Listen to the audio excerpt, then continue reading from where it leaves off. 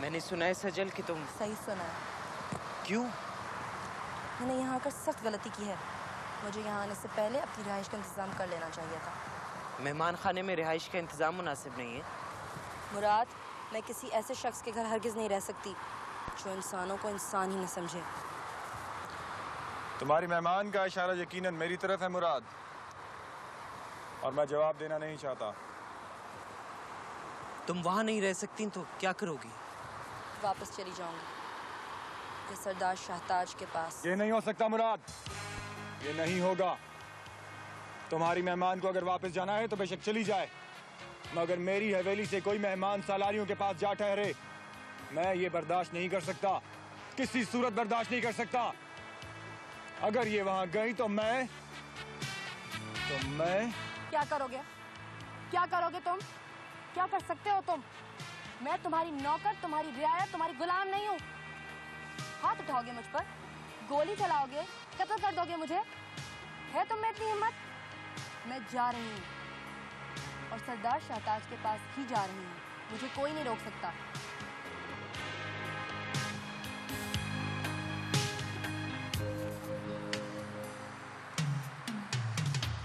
सजल। मुराद, मैं यहाँ नहीं रह सकती। मैं यहाँ एक पल नहीं रह सकती। मैं जा रही हूँ। सजल, सजल मेरी बात तो सुनो। सजल, ये क्या कर रही हो सजल, बच्चों वाली हरकत? मैं तुम्हें बता चुकी हूँ। खुदा के वास्ते मेरी बात तो सुनो। मैं तुम्हारी एक बात भी नहीं सुनूंगी। सुनो मेरी बात। बीबर्ग ने जिस मुलाजिम को मारा था, आज उसे और उसकी बीवी को मेरी माँ के साथ शहर भेजा इलाज के लिए। रोता रहा है अपनी इस हरकत पर। माफी मांगी है उसने करीम से। किसी को बेइज्जत करने के बाद उससे माफी मांगने या पैसे खर्च करने से तलाफी नहीं हो जाती है जुल्म की। वो जालिम नहीं है सजल, वो मजलूम है। वो एक बच्चा है, माँ की गोद से छीना गया बच्चा।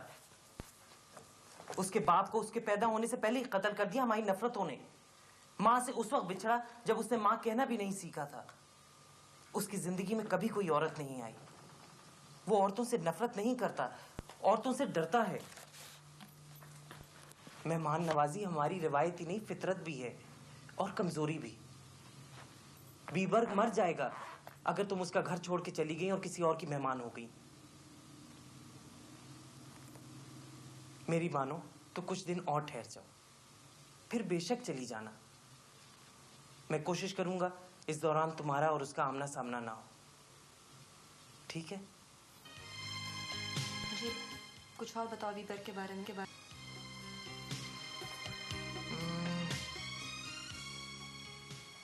ठीक है, बैठो। मैं भी इस सिलसिले में फिक्रमंद हूँ शाहजी। सरदार ज़काउल्लाह मीदी बीमार है और सारा काम बीबर्ग के जिम्मे है। सरदार नादर जुम्बेल और उसका बेटा शहेक बीबर्ग को अपने मकासद के लिए इस्तेमाल कर रहे हैं। मेरा ख्याल है उन्होंने बीबर्ग को अपने स्मगलिंग के कारोबार में शामिल कर लिया है, जो कि बहुत खतरनाक बात है।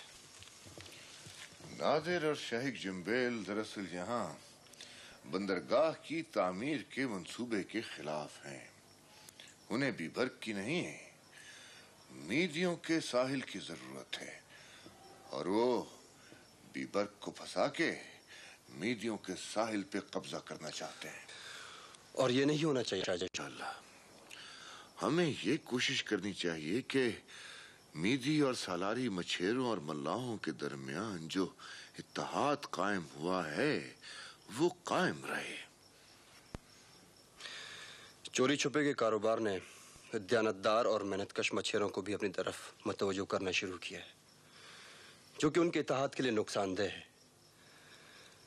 बीबर्ग भी अगर इस कारोबार में लग गया तो... बीबर्ग के बारे में मैंने जो सुना है उससे मेरा अंदाजा यही है कि उसे मोहब्बत की जरूरत है। वो बुरा नहीं है, अपने आप से बिछड़ गया है। शेर के खोए हुए बच्चे की तरह अपना घराना ढूंढता फिर रहा है। मैंने तुम्हारा ये मजमून पढ़ लिया बेटी। इसमें इलाके का, यहाँ के लोगों के मसाइल का जिक्र कम है और मेरा जिक्र ज्यादा है। मेरे लिए ये बात बहुत अहमियत रखती है कि इतने पसमानदा इलाके में एक औरत कबीले की सरदार है। मैंने वो खास बातें तलाश करने की कोशिश की है कि जिनकी वजह से आप सरदार बनी है। मुझे तो हालात ने सरदार बनाया है बेटी। मैंने कोई कारनामा सरअंजाम नहीं दिया, मगर इस दुनिया में औरतों ने अपने लोगों के लिए, इलाकों के लिए और मुल्कों के लिए बड़े बड़े मार के मारे हैं। औरत का सबसे खूबसूरत रूप माँ का होता है, और मैंने आप में एक माँ देखी है जो बहुत ही खूबसूरत है। बहुत खूबसूरत है, मगर वो मेरे पास नहीं है। जानती हूँ सरदार। बेटी, ये चाहता है कि मैं आपके कबीले की फर्द बन जाऊँ और आपके साथ मिलकर बहुत काम करूँ, इस इलाके की शक्ल बदल दूँ।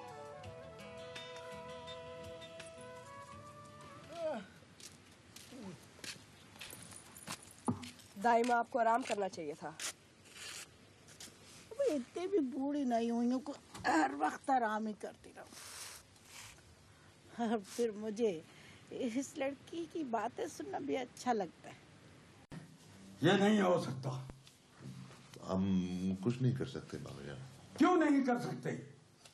तुम इस असेंबली के मेंबर हो, कुछ करो। ये हुकूमत का फैसला है बाबा जान। तुम हुकूमत में नहीं हो। अगर मनसूख नहीं करा सकते तो मुअत्तल करा दो, मुलतवी करा दो। चलो, कुछ नहीं हो सकता, फैसला हो चुका है। तो फिर दे दो इस्तीफा, छोड़ दो असेंबली। इससे क्या होगा? जानते हो बंदरगाह बन गई तो क्या होगा? हमारे इलाके की कबायली हैसियत खत्म हो जाएगी।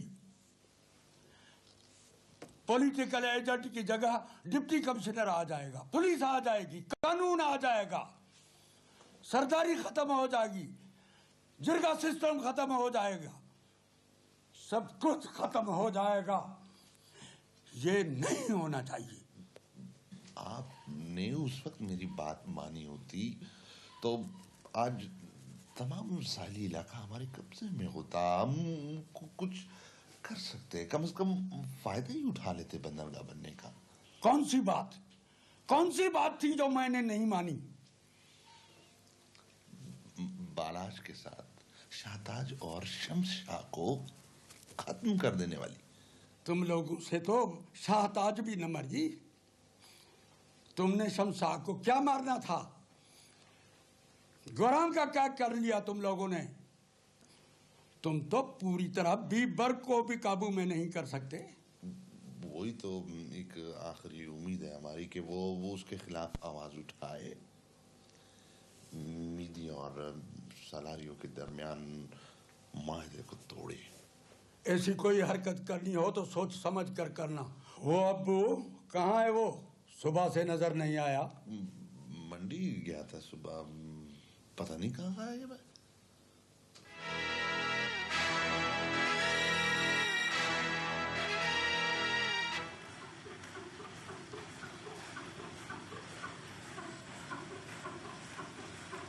हमारे पानियों में दुनिया की बेहतरीन मछली और झींगा है बीबर। अगर हम ज़्यादा अरसे तक इनकी ताजगी महफूज कर सकें तो बहुत फ़ायदा होगा। हाँ ये तो है, लेकिन ऐसा हम कैसे कर सकते हैं? अगर हम कोऑपरेटिव सोसाइटी बना लें तो हुकूमत से कर्जा मिल सकता है, जिससे हम रेफ्रिजरेटेड ट्रॉलर्स खरीद सकते हैं जो हमारी मछली को यहाँ से मंडी तक बाहिफाजत पहुँचा सकते हैं। बल्कि अब तो ऐसे जहाज़ भी हैं जो अर्शे पर ही मछली को साफ़ करके पैकेटों में बंद कर देते हैं। इस तरह ठेकेदारों और आड़तियों से भी निजात मिल जाएगी। हाँ वो तो है, लेकिन लोगों को कौन समझाएगा? हम कर सकते हैं, कोई मुश्किल नहीं है ये काम। जानते हो यहाँ एक बहुत बड़ी बंदरगाह बन रही है। हाँ जानता हूँ, लेकिन उससे क्या होगा? तकदीर बदल जाएगी इस इलाके की। तकदीर जब बदलेगी तब बदलेगी।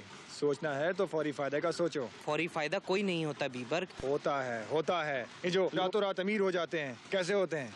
वो गलत तरीके हैं बीबर, नाजायज और गैर कानूनी। अच्छा, तुम कानूनी बातें सोचो और तकदीर को बदलने के ख्वाब देखो। मुझे दवाई देनी है आगा जान को। अब कैसे हैं वो? दिल बहुत कमज़ोर हो गया है। उन्हें शहर क्यों नहीं ले जाते इलाज के लिए? नहीं मानते भाई। इस उम्र में बुजुर्ग बच्चों जैसे जिद्दी हो जाते हैं और तुम जानते हो कि मैं उनकी मर्जी के खिलाफ कुछ नहीं कर सकता।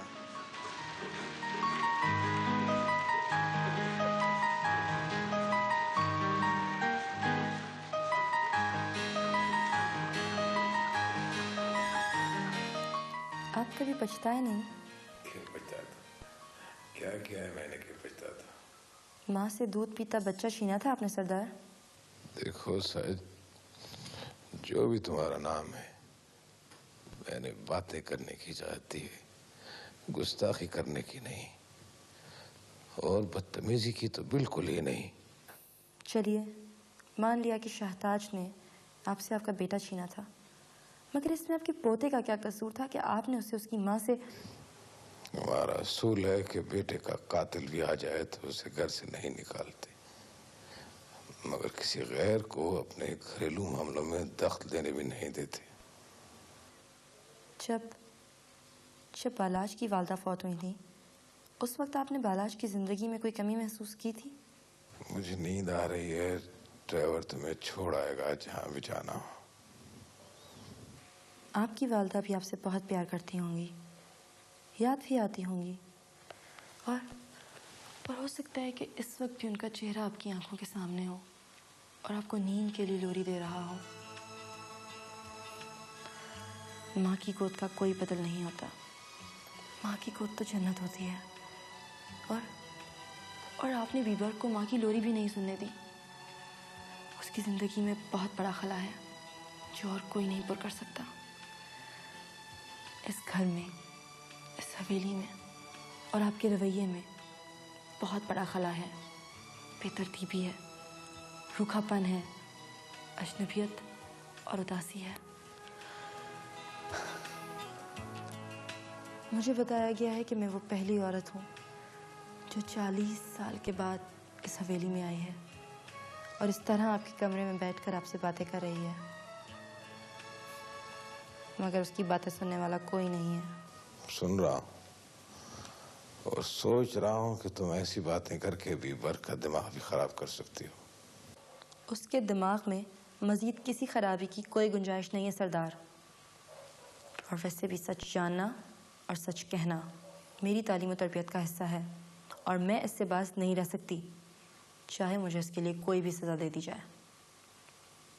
मुझे यकीन है कि अगर इस वक्त आपकी बेगम यहाँ होती तो वो यूं आंखें बंद करके ना लेटी होती। मैं जा रही हूँ। आपकी मेहमान नवाजी का बहुत बहुत शुक्रिया।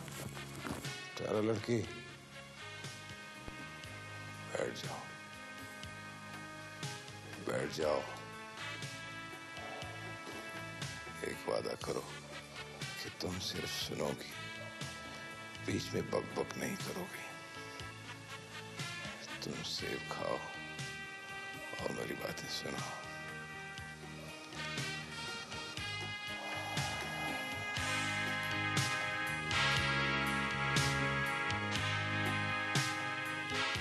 ठीक कहते हैं आप, माल यकीनन बहुत मिलेगा, मगर ये बहुत ही घटिया और जलील काम है।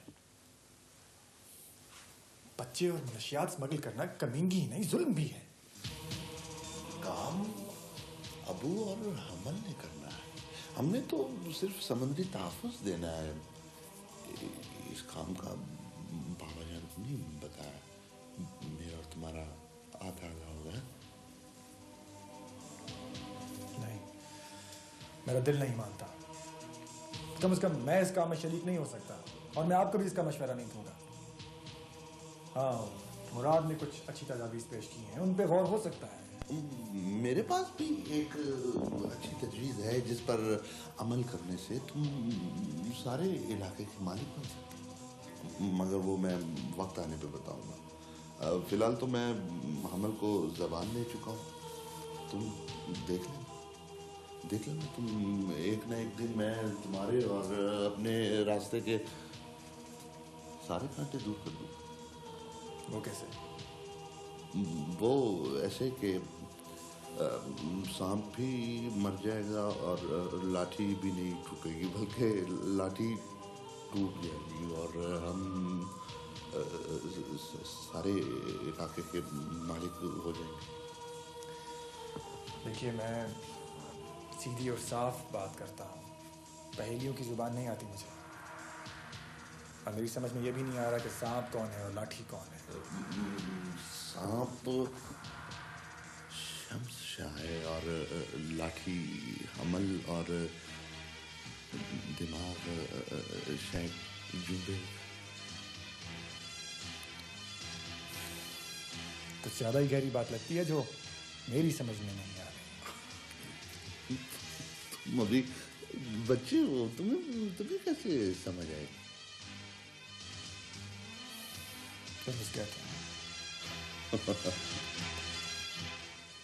शाहताज ने बंदरगाह की तामीर करने के मंसूबे पर हुकूमत का शुक्रिया अदा करते हुए हर किस्म का ताउन पेश किया था। उसके जवाब में ये चिट्ठी आज ही आई है। क्या लिखा है? लिखा है हुकूमत की सर्वे टीमें आ रही हैं, वो आपसे राब्ता करेंगी और ताउन और रहनुमाई चाहेंगे। तो इसका मतलब ये हुआ कि अब सरतार शाहताज बीबी हुकूमत की भी रहनुमाई करेंगे।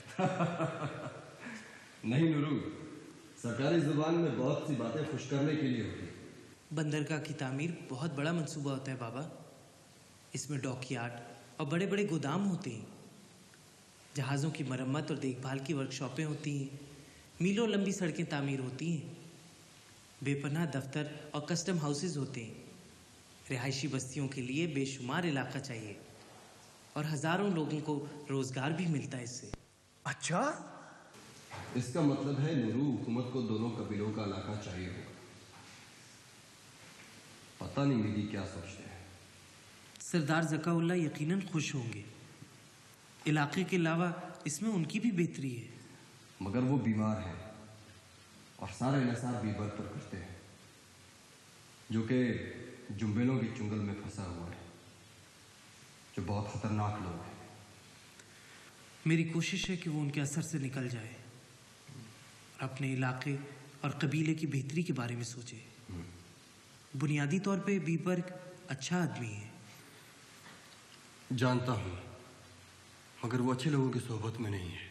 मुझे यकीन है जल्द या बदेर वो शहक जैसे साजिशी और उसके अहमक मुशीर अबू से दूर हो जाएगा। अल्लाह करे कि ऐसा ही हो।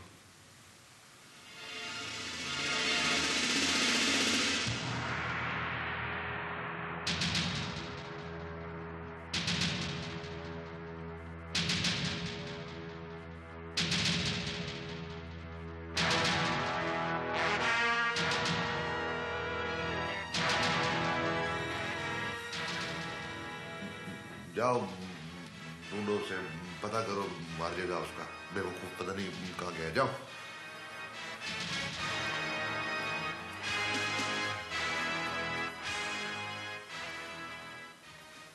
अस्सलाम वालेकुम। हाँ वालेकुम सलाम। बैठ।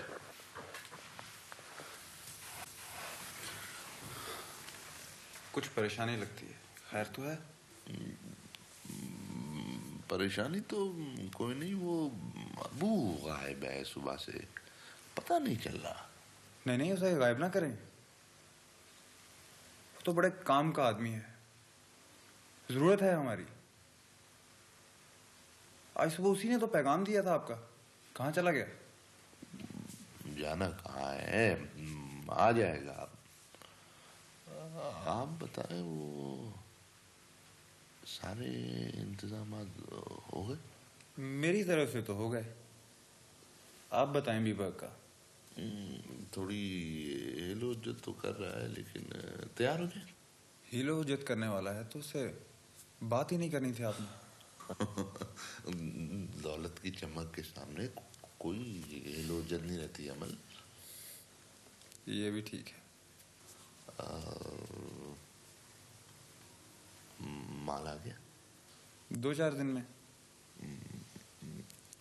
कितनी रकम दरकार होगी? माल आने पर आधी और बाकी रवानगी से पहले। कल परसों तक। ठीक है। बड़े सरदार कहाँ हैं? वो शहर गए हुए हैं, इसी का फायदा उठा के तो मैंने आपको यहाँ बुलाया। माशाल्लाह,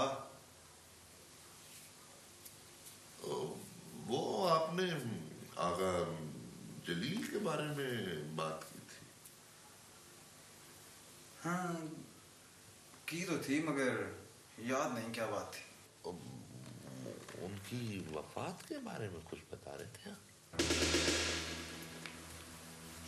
आगा जलील बहुत अच्छे आदमी थे, मगर कुछ लोग बूढ़े होकर ज़हनी तौर पर अपाहज हो जाते हैं। नए ज़माने के नए तकाज़ों को नहीं समझ सकते और नई नस्ल के लिए मुसीबत बन जाते हैं।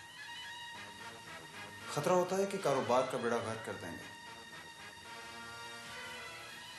वो ये भी नहीं समझ सकते कि अगर इस साल के 80 करोड़ रुपए अगले साल के 1 करोड़ रुपए नहीं बनेंगे तो 60 करोड़ आ जाएंगे।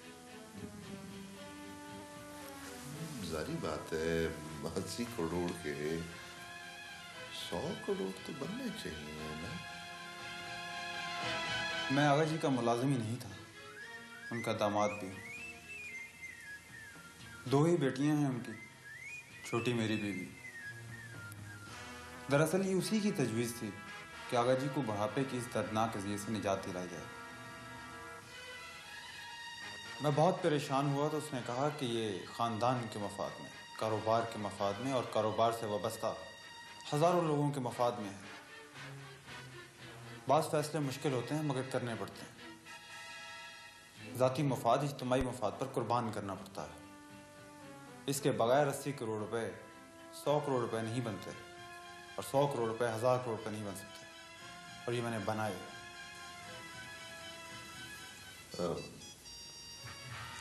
आपके बच्चे कितने? आपकी की तरह 2, एक बेटी एक बेटा। मेरी बीवी ही उनकी देखभाल करती है, उनकी तालीम और तरबियत उसी के जिम्मा है। अच्छी बीवी बहुत बड़ी मेहनत होती है। हाँ, मैं आपका अलमिया जानता हूँ। बीवी से छुटकारा पाने के लिए आपको दोनों बच्चे भी देना पड़े। आपको कैसे पता? इस कारोबार में ये सब मालूम होना बड़ा जरूरी होता है। आगा जी की बड़ी बेटी मेरी बीवी से सिर्फ 2 साल बड़ी है। बहुत खूबसूरत और बहुत मोहब्बत करने वाली। पिछले साल बेवा होगी बेचारी। आज सुबह मैंने अब्बू से जिक्र किया था कि मैं शेख जम्बेल की उदास जिंदगी में रौनक भरना चाहता हूँ। उसने जिक्र नहीं किया आपसे? नहीं, वो पता नहीं, वो तो सुबह से मिला ही नहीं है। सारा दिन नहीं मिला? फिर तो फिक्र की बात हुई ना। फिक्र ही तो कर रहा हूं मैं।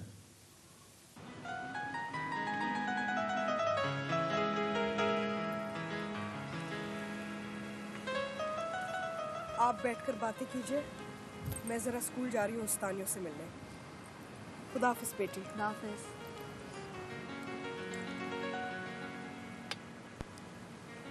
आप मुझसे क्या पूछना चाहती हैं? आप ये बताइए कि अपने कबीले की सरदार से शादी कैसा तजुर्बा है?